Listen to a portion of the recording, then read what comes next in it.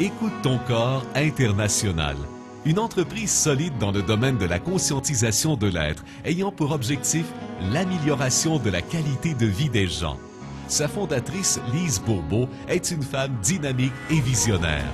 De 1966 à 1982, elle connut une carrière prolifique dans le domaine de la vente qui l'amena à rencontrer personnellement au-delà de 40 000 personnes. Elle s'est aperçue au fil du temps que très peu de gens étaient vraiment heureux. Elle a donc commencé à faire une recherche intensive sur les causes des problèmes des gens, en suivant des formations en Amérique du Nord et ce pendant plusieurs années.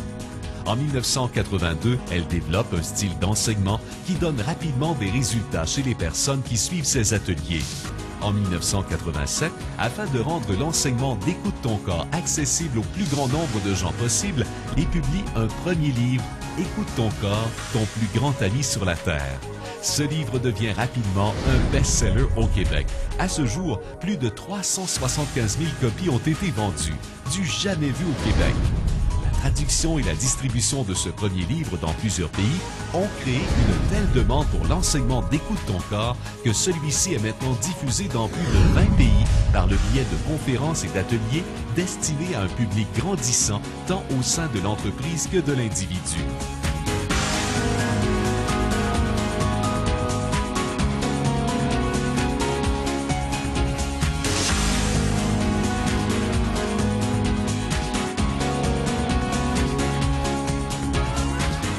Les nombreux best-sellers de Lise Bourbeau sont diffusés dans toute la francophonie et plusieurs titres sont traduits en d'autres langues.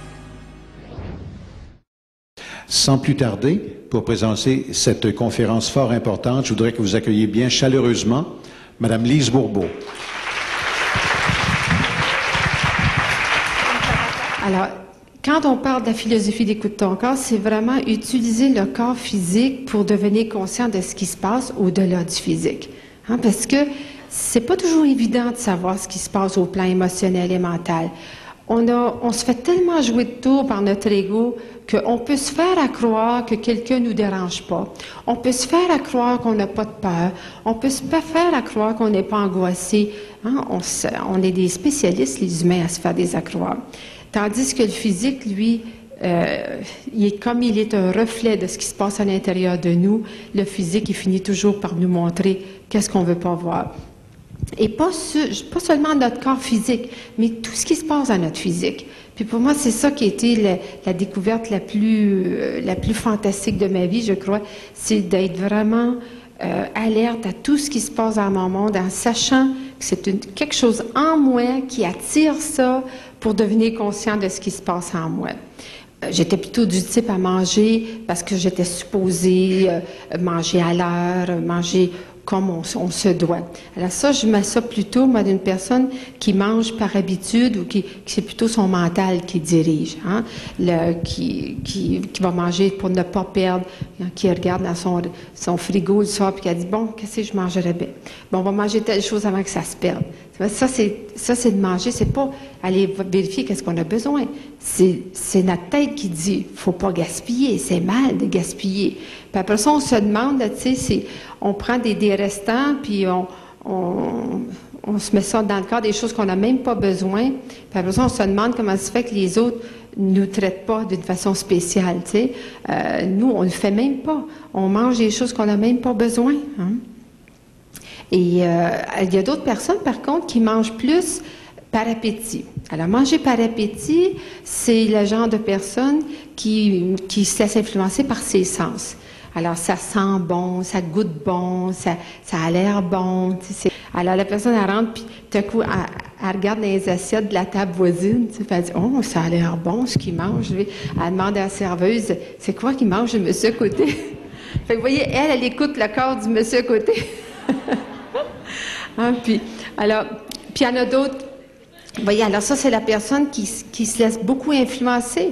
Puis, alors, si la serveuse dit que le dessert vient avec le repas, ben ils prennent le dessert, ça vient avec. C'est sans même vérifier si c'est ça que vous avez besoin. Puis là, quand tu vas pour sortir, tu payes ton addition à la caisse, c'est un beau petit plat de bonbons. Ben, 2-3 petits bonbons pour tout de suite, d'autres petits bonbons dans la poche pour demain. Hein? Et puis, C'est la dernière chose que votre corps a besoin d'aller manger des bonbons en finissant de manger parce que le mélange que ça fait au niveau de l'estomac, c'est que ça rend toute votre nourriture acide, ça rend votre digestion 3 fois plus difficile, tu sais, mais on pense pas à ça. On va même pas vérifier avec notre corps si c'est ça qu'il a besoin, on se laisse tenter. Mais ça, c'est le genre de personne qui, dans sa vie, fait la même chose. Dans sa vie, c'est le genre qui dit, bon, ben ce soir, je me repose, mais quelqu'un l'appelle, puis elle dit, je peux aller faire un tour? Elle dit, oui, oui, viens, je n'ai rien à faire. C'est pas ça qu'elle voulait. Elle voulait se reposer toute la soirée. Mais non, elle se laisse influencer par les autres. Tu sais, il y en a plusieurs que je vois qui se reconnaissent là-dedans. Tu sais. Et ensuite, il y a un autre type de personne, celui qui mange par émotion. Alors, celui qui mange par émotion, c'est au lieu de vous demander si vous avez faim ou non, vous mangez pour remplir un vide. Ça vous arrive-tu des fois, vous êtes chez vous le soir, là, puis ça fait peut-être 1 heure, vous êtes sorti de table, vous savez que vous n'avez pas faim. Puis là, vous vous installez devant, rouvre le frigo, rouvre la porte de l'armoire. Qu'est-ce que je mangerais bien? Hein? Ben, vous n'avez pas faim. C'est sûr que vous n'avez pas faim. Mais c'est comme si on sent un vide. On voudrait le remplir avec quelque chose. Alors ça, c'est une personne qui vit des émotions. Il s'est passé des choses dans la journée qui lui ont fait vivre des émotions.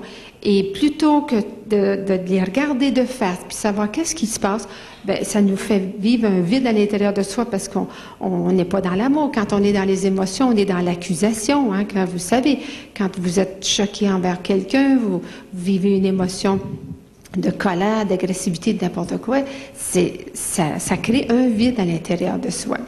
Et alors ça, c'est le genre de personne qui aurait grand intérêt à apprendre à sentir davantage, puis être plus conscient de ce qu'elle vit, puis des accusations qu'elle fait, plutôt que de vouloir remplir ça avec de la nourriture. J'ai aussi développé une façon de regarder le corps pour voir les blessures des gens. Si une personne souffre de rejet, bon, il y a 5 blessures, je vais en parler dans l'autre conférence. Le rejet, l'abandon, l'humiliation, la trahison et l'injustice. Et ça, c'est super intéressant aussi de pouvoir regarder une personne. On a juste à la regarder attentivement, puis on peut voir si elle a une de ces blessures-là ou quelques-unes de ces blessures-là. Puis ça nous aide à avoir beaucoup plus de compassion, de compréhension quand on sait qu'une personne, quand elle se sent rejetée, elle n'aura pas le même comportement qu'une personne qui se sent, disons, qui a peur d'être trahie. Alors, c'est encore d'autres choses qui nous aident beaucoup à améliorer nos relations, hein, de juste utiliser le corps physique pour savoir ça sur les gens. Et puis, c'est sûr aussi que, finalement, je me suis beaucoup spécialisée dans les malaises et maladies. Et ce que j'appelle la métaphysique, c'est-à-dire utiliser le physique pour savoir ce qui se passe au-delà du physique.